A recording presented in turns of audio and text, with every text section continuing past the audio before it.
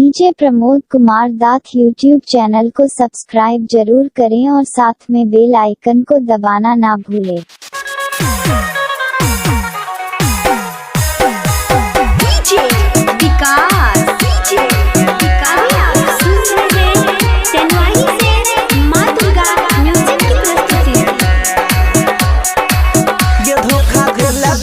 प्यार में सनम तू जान के जान लगेले दिहले प्यार में यही संजखम तू साचो में परान लगेले ये तोरा बिना कैसे जिया बौआ हम जिंदगिया वीरान को देले ये भूल गेला सब क्रिया कसम तू जान के जान लगेले।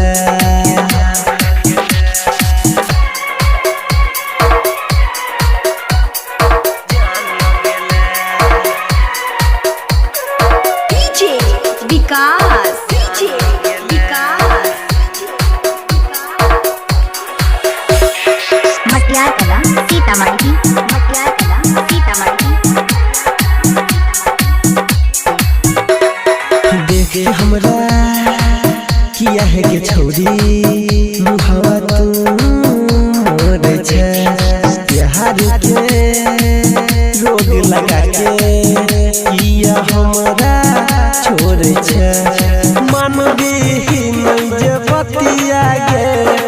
हाट जाइतै छतिया गे चला जाइतै हमर सुनै जान हे गे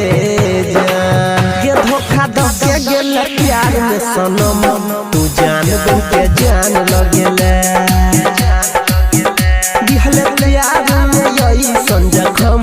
तू साचो में परान लगेले।